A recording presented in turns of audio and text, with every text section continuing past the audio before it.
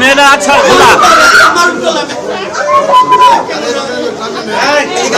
বোঝার চেষ্টা করে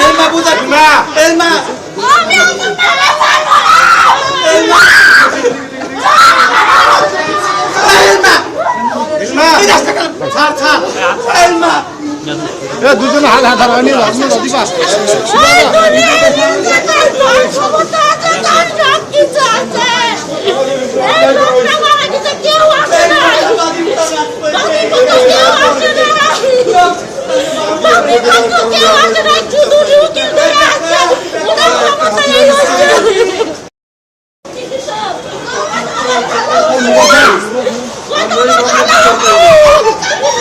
আমার খালা হুকি কালে কথা বলে আমার হুকি দিত আমার 10 জনের চেষ্টা করছে আমি আমার জীবন বাঁচাতে চাই আজকে আমার এই উকিলের জন্য আজকে আমার এত বড় সাজা দিল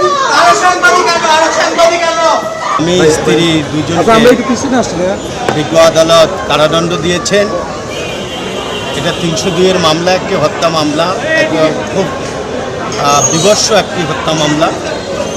এখানে আসামি মোসাম্মদ রুমা আক্তার ওরফে সুমানা এবং মোসাম্মদ সোহেল রানা, মোহাম্মদ সোহেল রানা, এই দুজনকে যাবজ্জীবন কারাদণ্ড দিয়েছে। অতিরিক্ত 10,000 টাকা জরিমানা করেছে, অনাদায়ে 3 মাস। এবং এই যে লাশ গুম করার উদ্দেশ্যে যে কার্যকলাপ করেছে সেই জন্য ওই সংশ্লিষ্ট ধারায় আরও 3 বছরের বিজ্ঞ আদালত সাজা দিয়েছেন। আজকে অতিরিক্ত মহানগর দায়রা জজ তৃতীয় আদালতের মাননীয় বিচারক শেখ সামিদুল ইসলাম এই আদেশ দেন। এই দণ্ডিতরা কি করেছেন, তাদের পূর্ব পরিচিত হিসাবে তাদের কাছে তাদের বিভিন্ন সুযোগ সুবিধা এই ব্যবসায়ীর কাছে নিতেন, আর্থিক সুযোগ সুবিধা, এবং সেই সংক্রান্ত বিষয়ে অনেক টাকা পয়সা এই ব্যবসায়ী তাদের কাছে পাওনা হয়। সেই পাওনা টাকা পয়সা না দেওয়ার জন্য পরিকল্পিতভাবে সাভারের সেই জাদুর চর এলাকায় নিয়ে যায় এবং সেখানে নিয়ে যেয়ে এই যে রুমা আক্তার সেই আসামিকে খুব বিভৎসভাবে হত্যা করে এবং হত্যার পরে তার ঘর থেকে সেই লাশ মধ্যরাত্রের পরে রাত্রের দিকে একটি বস্তায় ভরে জামার পেঁচিয়ে পাশেই ওই বাসার পাশে জাদুচর এলাকার পাশে একটা কলা বাগানে সেখানে রেখে দেয়, ফেলে দেয়।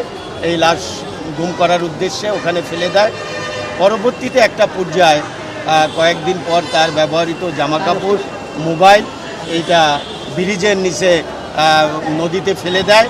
এবং একটা পর্যায়ে আজকের বাদিনী তার এই যে নিকট আত্মীয় আমাদের এই ঢাকা বারেরই আইনজীবী, উনি এই সংক্রান্ত বিষয়ে এই মামলা করেন বিজ্ঞ আদালতে। প্রথমে সে কোতোয়ালি থানায় সে জিডি করেন, পরবর্তীতে পল্টন থানায় জিডি করে। সেই জিডির ধারাবাহিকতায় একটা সময় র্যাবকে অভিহিত করেন, র্যাব 3-কে। সেই র্যাব 3 সারা বাংলাদেশে এই বিষয়টা মনিটরিং করেন এবং একটা পর্যায়ে সাভার অঞ্চলে র্যাব 4-এর সহযোগিতায় একটা পর্যায়ে আবিষ্কার হয় যে একটা অজ্ঞাতনামা লাশ এই কলাবাগানের এখানে পাওয়া গেছে। সেই লাশকে পরবর্তীতে ঢাকা মেডিকেলে যেখানে পাওয়া গেছে, আপনারা এই লাশটা দেখতে পারেন। এই বাদিনীকে অ্যাডভোকেট রেহানা পারভিন, তার আত্মীয় ভাগিনা এই যে মারা গেছেন, সে হলো এই বাদিনীর ভাগিনা। সে তখন ওই খবর পেয়ে ঢাকা মেডিকেলে যেয়ে এই লাশকে শনাক্ত করে এবং শনাক্ত করার পরে পরবর্তীতে তদন্ত করেন। তদন্তের পরে তদন্তকারী কর্মকর্তা এই আসামিরা তারা 164 জবানবন্দি দেয় কীভাবে এই আসামি এই হত্যা করেছেন এই মর্মে তারা জবানবন্দি দেয়। জবানবন্দির প্রেক্ষাপটে বিজ্ঞ আদালতে সাক্ষ্য প্রমাণ হয় এবং সাক্ষ্য প্রমাণে তারা দোষী সাব্যস্ত হয়। বিজ্ঞ আদালত আজকে তাদেরকে যাবজ্জীবন কারাদণ্ড দণ্ডিত।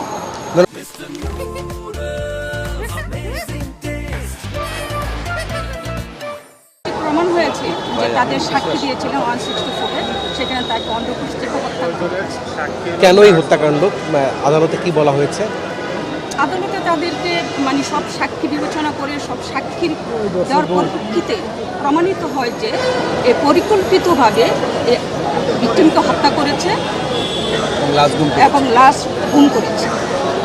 হত্যার কারণটা কি জানা গেছে? হত্যার কারণটা প্রথমে আমরা যেটা জানি যে তার কাছে কিছু টাকা পয়সা আমার বাগনি ওই মহিলার কাছে টাকা রোমানা, সেই টাকা পয়সা তাদেরকে না দেওয়ার জন্য তারা পরিকল্পিতভাবে বাসায় ডেকে নিয়ে তাকে পরকীয়ার নাম করে তাকে অন্ধপুষ্টি করে।